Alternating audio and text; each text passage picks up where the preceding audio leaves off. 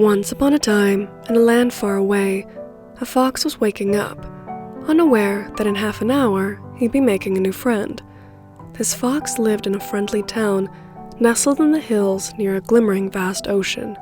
In this town, he had an important task. He was the morning patrol. The mayor gave him this role because she noticed that he would wake up early just to enjoy the quiet atmosphere. He confessed to her that the air felt different and magical just before the sun came up. On this particular morning patrol, the air was cold, but underneath his clothes and fur, he was warm and cozy.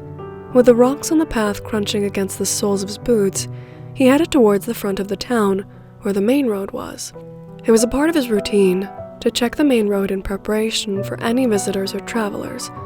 He was looking for any fallen branches, dry grass, or trash on the ground when he noticed someone sitting on the fence. Walking closer, he began to recognize the hunched-over figure staring off into the distance. It was the Hound that had recently moved into town.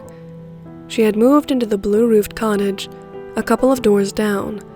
A passionate gemologist, she had come to study the unique glittering stones that were located in the caves near town. But she couldn't visit the caves just yet, as she was busy setting up her home and getting things in order. He approached her even closer, just within hearing distance, and bent down a bit. "You okay, Miss Hound? Why are you up so early?" he asked gently. She turned her head and laughed, with a weary look in her eye. "Ah, it's you. I didn't get any sleep at all, so I've just been awake all night. I'm so exhausted, but I haven't done anything. I don't know." She couldn't finish her sentence. Hearing her pause, the fox decided to sit on the fence next to her. He scratched his right ear, not understanding completely. Since they lived nearby, he noticed that she was doing so much every day. A couple days of no work wasn't going to undo that. "You're so hard on yourself," he replied. "I think you're awesome doing what you do." She frowned, feeling frustrated anyways. Filling the silence, he continued, "You just moved here and you're going through big changes. It's understandable to get tired." At these words, she shook her head.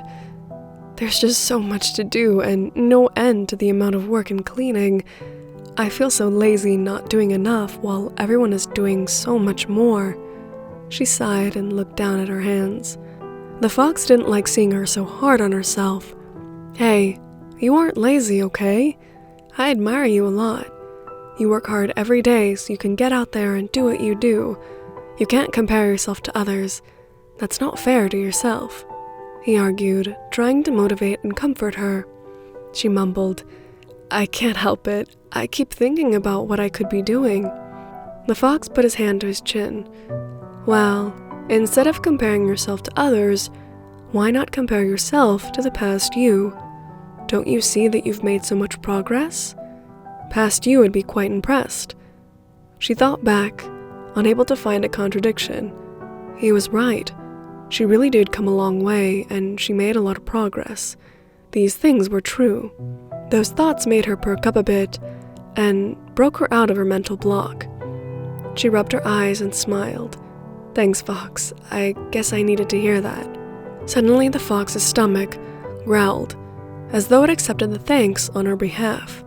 Laughing, they brushed off the dirt at the bottom of their pants and headed to the bakery. Inside the local bakery smelled sweet and humid from all the breads, donuts, croissants, and cinnamon rolls made hot and fresh. They grabbed a couple of cinnamon rolls and decided to watch the sunrise together.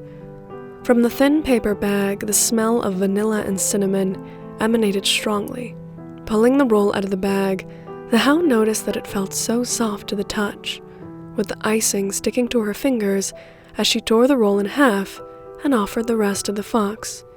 Each bite melted in their mouths, and the sugary taste warmed the Hound from the inside out. She let out a deep, comfortable sigh and looked out at the skyline.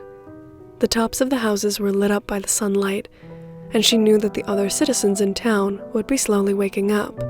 She smiled, glad to make another friend, and together they savored the quiet moment before another busy day. And a special thanks to my Raccoon Snacks patrons, Anna Gaylord, Arij, Eglay, Jessica, Julia, Kim Meyer, and S. Marie Carlson. Thank you so much.